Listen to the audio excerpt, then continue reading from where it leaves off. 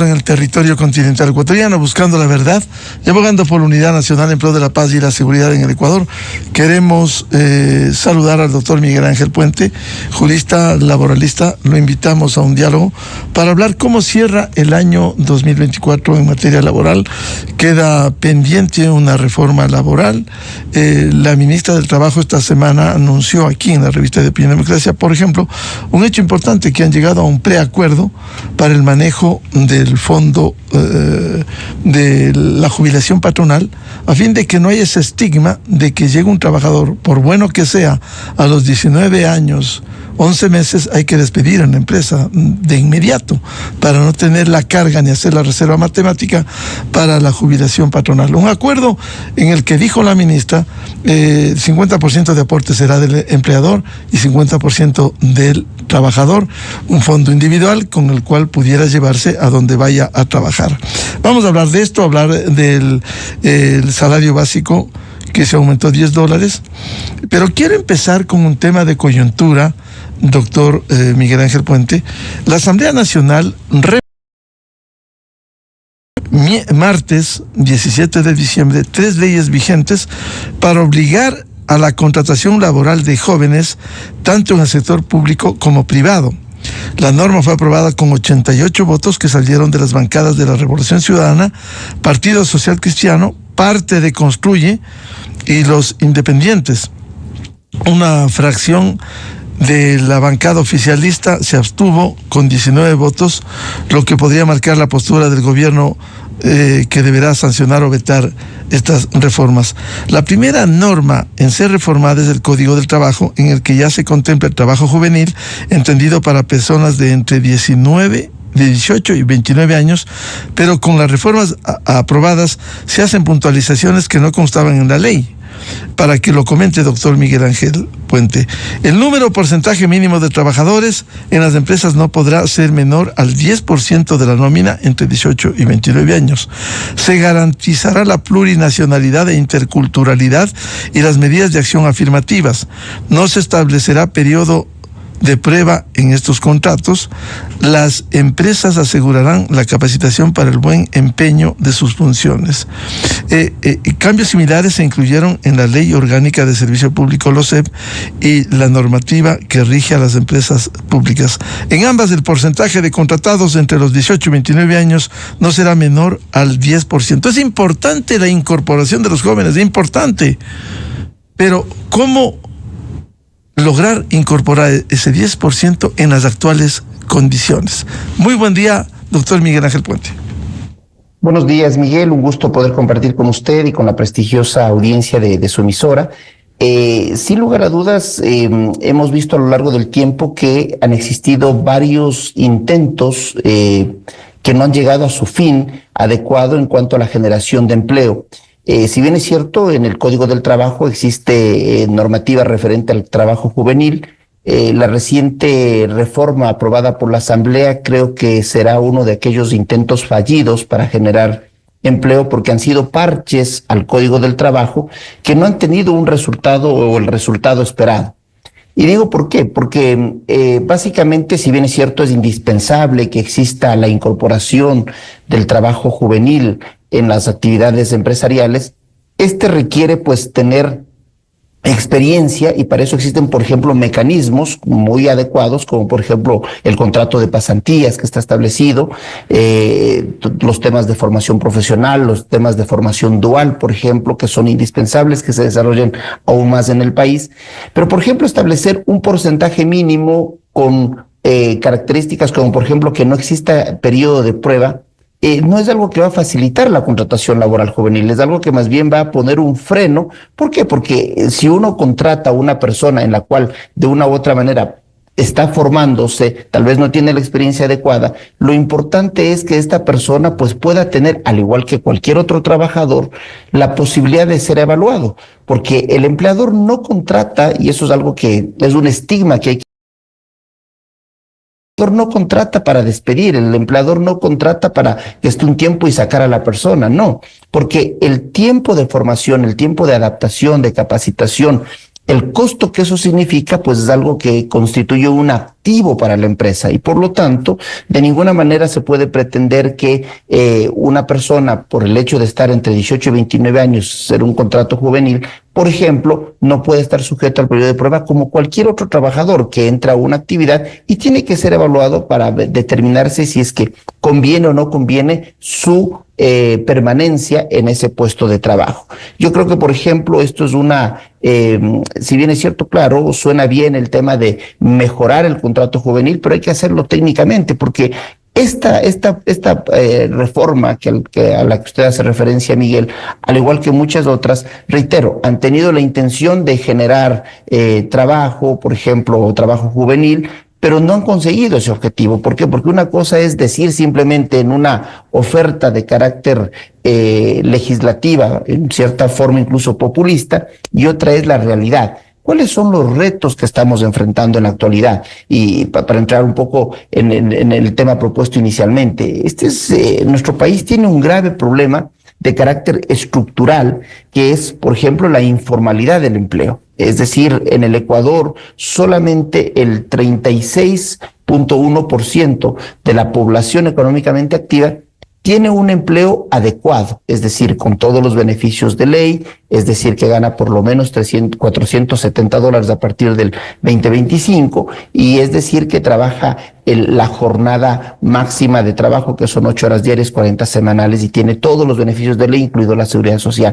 Solamente el 36%. Para ponerlo más gráficamente, 3 de cada 10 personas tienen un empleo adecuado. El problema son esas casi 7 de cada 10 personas que no tienen un empleo adecuado. Y uno de los graves problemas justamente es la informalidad del empleo. Y es ahí donde creo que deberían dirigirse todos los esfuerzos de carácter normativo, de carácter público, de carácter gubernamental, para ver cómo podemos incorporar a más gente del sector informal al sector formal. El empleo informal en el país representa el 54%, es decir, más de la mitad de la población que tiene algún tipo de ingreso, algún tipo de ingreso, es a través de un empleo informal. Y eso es uno de los graves problemas estructurales, igualmente como el subempleo que está en el país y la baja calidad del empleo. Son problemas de carácter estructural que debemos efectivamente enfocarnos. Y cuando se establecen reformas laborales de carácter populista, lejos de conseguir el objetivo, lo que hacemos es ponemos una traba adicional. Es decir, el empleador, creo que lo que se necesita es que exista una reforma, como lo hemos planteado en otras ocasiones, de carácter estructural, sabiendo que las leyes per se no van a generar empleo. Sin embargo, las leyes son un mecanismo a través del cual, a través de una adecuada política pública, se pueden generar mejores condiciones para que justamente ese trabajo informal se convierta en un trabajo formal. Para esa razón es importante justamente que se incorpore, por ejemplo, hemos dicho en otras ocasiones, una reforma estructural a través posiblemente de un nuevo Código del Trabajo. Nuestro Código del Trabajo es de 1938, fue bueno para su época, los tiempos cambian, la tecnología cambia de manera acelerada y creo que las tendencias a nivel global están justamente en los temas de la digitalización, en los temas del teletrabajo, en el tema de las migraciones laborales, de los nómadas laborales. En esos son los temas que debemos enfocarnos, no precisamente en generar más obstáculos, más requisitos, más porcentajes que no se han podido cumplir a lo largo del tiempo. La exigencia de que el 10% por lo menos sea de trabajo juvenil existe. La pregunta es, ¿se ha podido cumplir o no se ha podido cumplir? Y yo creo también aquí que algo que puede marcar una diferencia es si evolucionamos del tema de la obligación hacia el estímulo, hacia poder cumplir una norma. Y por ejemplo, ante eso yo me permito plantear una propuesta. En materia de inversiones, por ejemplo, existe una figura que se llama el contrato de inversión. Y yo creo que, por ejemplo, en una nueva reforma laboral o en un nuevo código laboral, podría existir algo que se llame un contrato de inversión laboral. ¿Qué significa eso?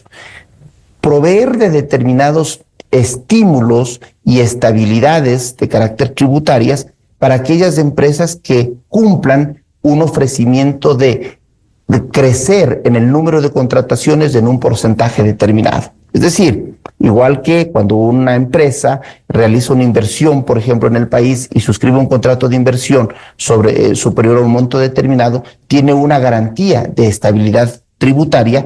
Igualmente podemos generar algo similar en materia laboral. Si la empresa se compromete a mantener el número de empleados y a incrementarlos en un porcentaje determinado, en un tiempo determinado, puede efectivamente acceder a unos beneficios de orden tributario. ¿Esto qué es lo que permite? El control a cada una de estas empresas que bajo determinadas condiciones ha suscrito este contrato de inversión laboral. Es una propuesta concreta que me permito plantearla para el debate, porque creo que esto lo que permitirá es generar estímulos para aquellas empresas que positivamente tienen la posibilidad de contratar más personal. ¿Eso qué es lo que va a generar? Que haya una mayor inserción laboral de aquellas personas que hoy o están en la informalidad o simplemente no tienen un empleo. Entonces yo creo que es una forma adecuada, es una propuesta que lo que pretende es viabilizar o posibilitar que otras personas puedan incorporarse a este mercado laboral.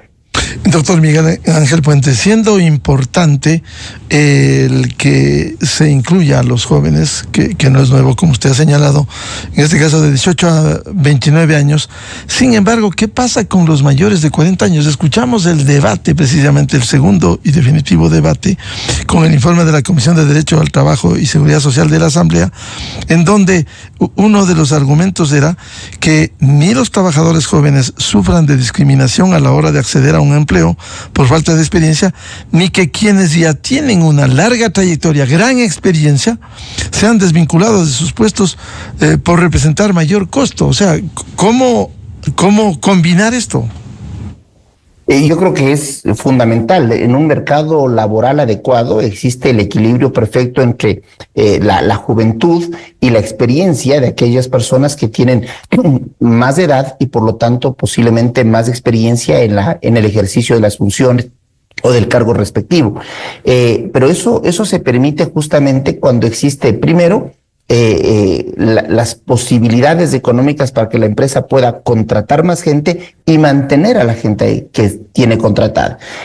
Porque caso contrario, pues posiblemente uno de los temas que igualmente lo hemos comentado en otras ocasiones es el tema de la jubilación patronal como está planteado. Igual, lejos de constituir efectivamente un derecho adquirido y que efectivamente es un derecho de los trabajadores, muchas veces se ha convertido en la principal causa para que aquellas personas que están justamente por cumplir el tiempo para efectivamente obtener la jubilación patronal sean desvinculadas y posiblemente tengan una adecuada formación o sean su participación sea muy importante para la empresa, para el empleador, y estén en condiciones de seguir laborando. Porque no nos olvidemos que el tema de la jubilación patronal es la persona que haya cumplido 25 años o más de manera interrumpida o ininterrumpida en el mismo empleador, pero que se tiene derecho a esa jubilación patronal, pero ese derecho se perfecciona, se verifica en el momento que se termina la relación laboral. Entonces una persona puede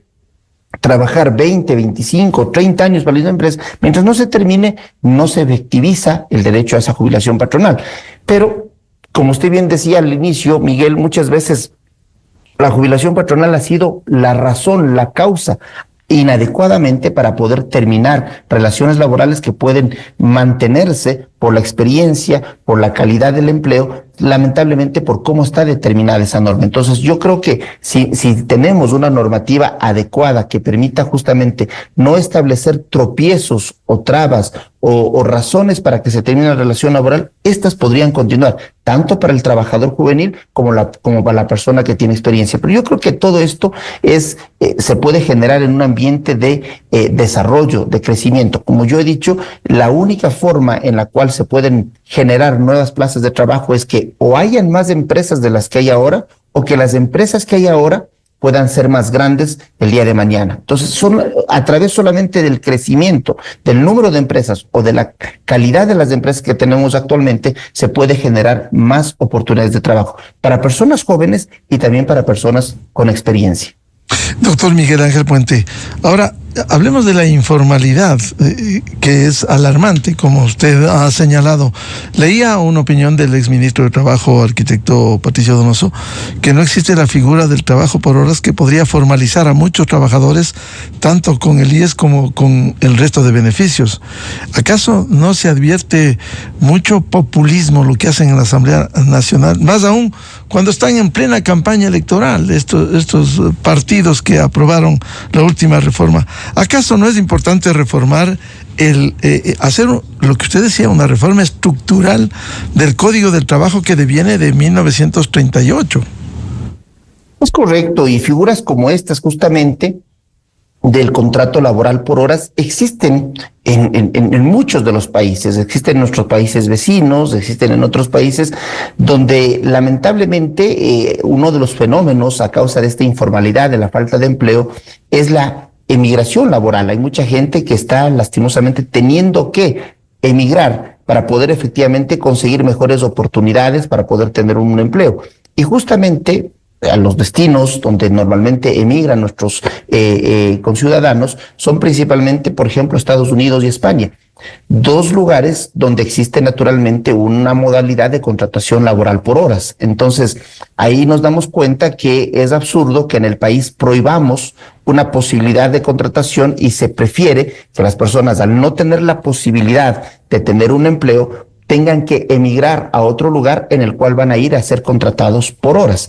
Entonces, yo creo que lo adecuado es, con el control adecuado, con el cumplimiento normativo respectivo, con las disposiciones legales y reglamentarias adecuadas, que existe una modalidad que permite dinamizar. Es decir, es preferible ante una persona que trabaja sin ninguna seguridad social, sin ningún beneficio de ley, que gana justamente lo que tal vez en el día puede conseguir, es preferible que esa persona pase a un sistema de formalidad al tener que estar trabajando o poder acceder a un trabajo por 2, 3, 4 horas al día, en el que tiene seguridad social, en el que tiene beneficios de ley en forma proporcional al tiempo trabajado, y en el cual efectivamente esta persona tiene la posibilidad de, estando en un trabajo a tiempo parcial o por horas, en un momento determinado, si el requerimiento tanto del empleador como la disponibilidad del trabajador lo permiten, convertirse en un trabajo a tiempo completo. Es decir, yo creo que el trabajo por horas es siempre el primer escalón a que posiblemente de ahí pueda pasar a una siguiente etapa en el cual ese trabajador que antes era informal pasa al contrato por horas y luego posiblemente se incorpore como un contrato a tiempo completo. Esto justamente permite la formalización y permite que más gente pase de este trabajo informal, sin beneficios, que es un mecanismo idóneo para justamente la explotación en ciertos casos, y pase a un mecanismo de formalidad que, reitero, a través de una normativa adecuada y de los controles adecuados, puede ser una alternativa idónea para que la persona goce de todos los beneficios de carácter legal. Doctor Puente, ¿cómo entender en la estructura del régimen laboral que la juventud, y esto hemos escuchado, ya no busca estabilidad sino oportunidad?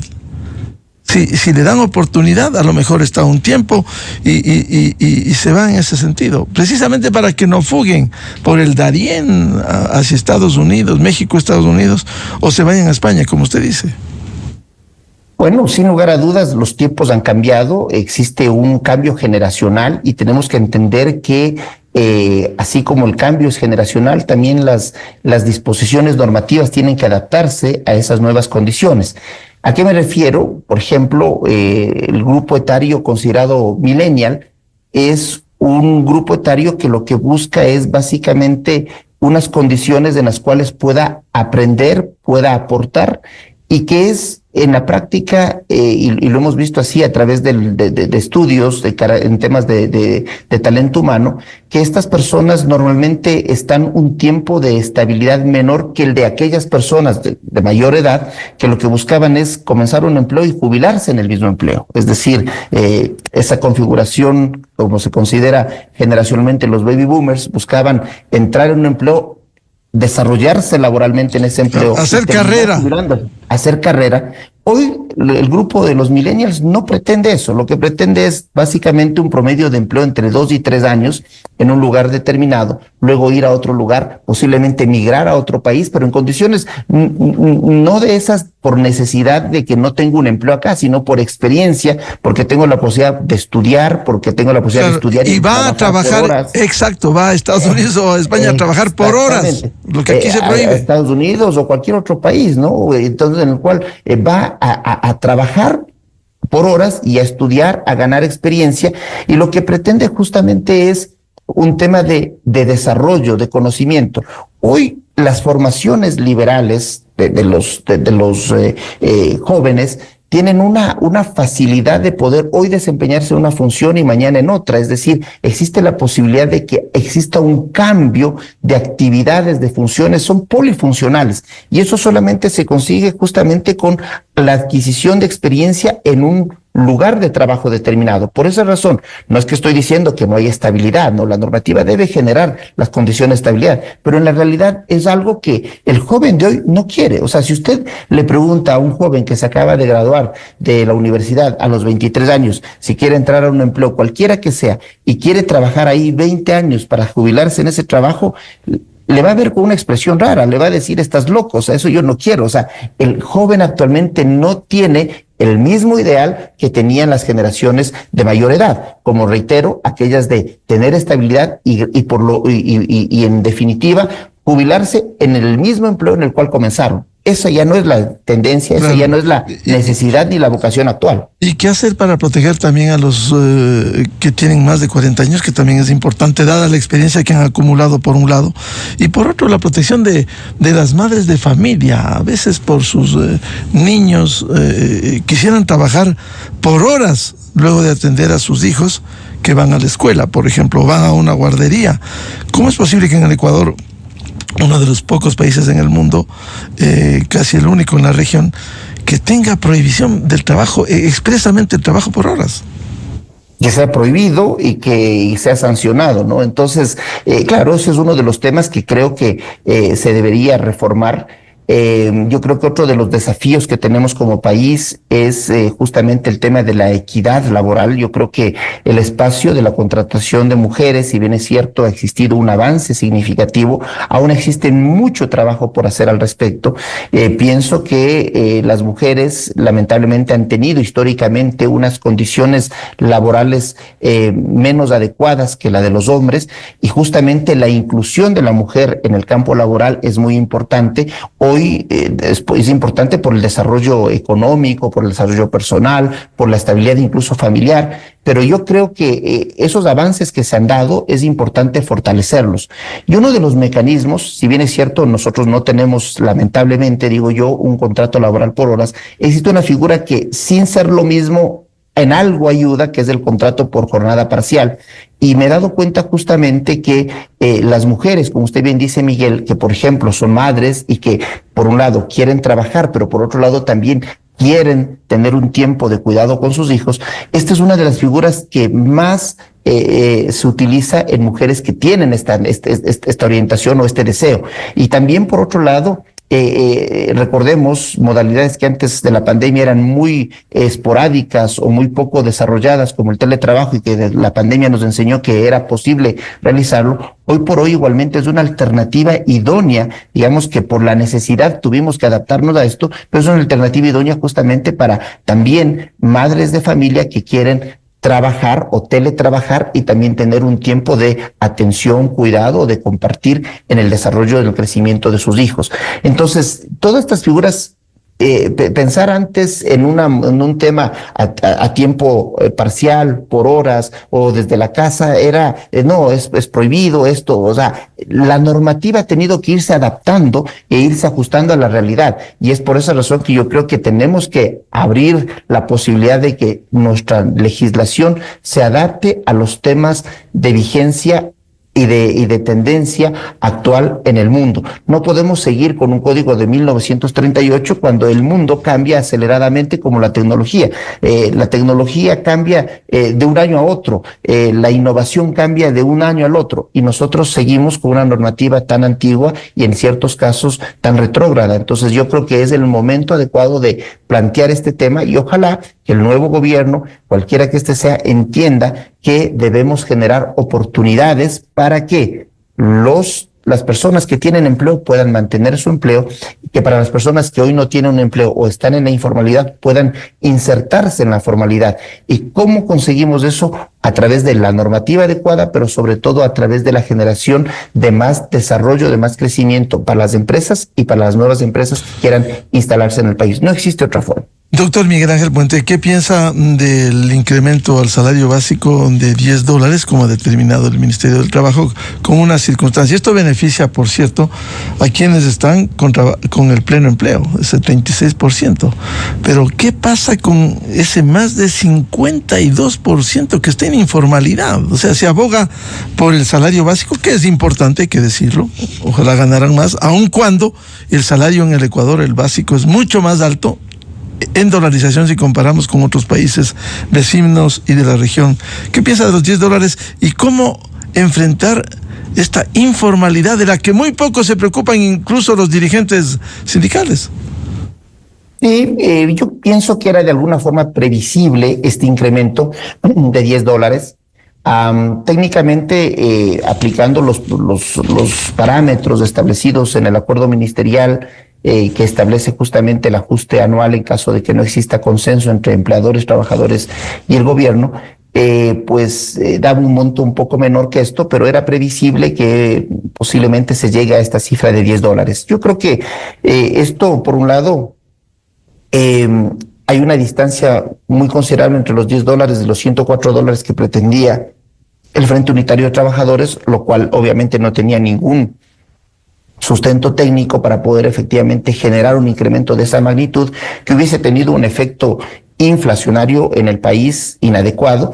Yo creo que este incremento de $10, reitero, en algo va a poder efectivamente permitir justamente que el salario mantenga la relación adecuada entre dos parámetros fundamentales. Uno es el crecimiento del Producto Interno Bruto, que como vemos lamentablemente en los últimos años ha tenido un crecimiento muy pobre o un decrecimiento inclusive, pero es mantener una relación entre el crecimiento del Producto Interno Bruto y dos, el incremento de la inflación. Y esto lo que permite es que el salario básico unificado, al tener este incremento de $10, llegar a $470 para el año 2025, lo que se pretende es que no pierda su valor respecto a al efecto de la inflación para el próximo año. Entonces, de una u otra manera, creo que no es exactamente lo técnicamente, pero era previsible de que iba a ser un incremento de entre $8 y $10, y eso es lo que se ha dado. En términos generales, como usted bien menciona, Miguel, esto beneficia a quienes tienen efectivamente por lo menos el salario básico unificado y quienes efectivamente al ganar el salario básico tendrán este incremento. Pero reitero que el gran desafío es justamente aquellas personas, esas 7 de cada 10 personas que no tienen un empleo adecuado, que tienen algún tipo de empleo, que tienen o que no tienen ningún tipo de empleo, ¿no? Es decir, esa población que está totalmente en el desempleo. Entonces, hacia ellos hay que enfocar los esfuerzos de la política pública y esperemos justamente que tengamos en cuenta también un tema que normalmente ahora estamos ya en una etapa electoral y esto muchas veces pone en un stand-by el tema de decisiones de inversión, de contratación, y eso posiblemente puede generar de alguna forma una pausa en el tema de la contratación laboral. Esperemos que una vez que se tengan los resultados electorales exista la confianza suficiente y adecuada para que efectivamente se concreten aquellos proyectos, aquellos negocios que están en proceso, en desarrollo, y se pueda efectivamente concretar y a la vez de esto genere naturalmente el efecto deseado, que es la contratación de personal, que es lo que se necesita en el país. Finalmente, solo un apunte. El diario El Universo publicó que 528,000 contratos vigentes en casi 12 meses del año. Estas son las empresas que más dieron empleo, incluso publican las empresas. Esto ha sido positivo y demostración de que algo ha mejorado el empleo. Yo creo que sí, sobre todo en el sentido de que esto se mide básicamente con las nuevas afiliaciones al Instituto Ecuatoriano de Seguridad Social. Y recordemos que aquellas personas que tienen un empleo adecuado son aquellas que, por un lado, tienen la seguridad social y por otro lado, trabajan por lo menos la jornada máxima, las 8 horas diarias, 40 semanales, y por lo menos ganan 460 o 470 del próximo año. Entonces, este es un indicador de que ha habido mayor afiliación y enhorabuena por eso, pero creo que es mejora para el IES, pero también ha sido importante que se firmó el acuerdo ministerial sobre pisos y techos de remuneraciones en el sector público, lo que se ha trabajado durante meses con el Ministerio de Finanzas. Esto lo que permite, este acuerdo ministerial lo que permite es justamente generar un tema de control del presupuesto público en las contrataciones del sector público, ¿no? Al establecer los pisos y los techos también, para que no existan aquellos conceptos como de burocracia dorada que en un momento determinado existían. Entonces esto tiene un carácter de control fiscal básicamente.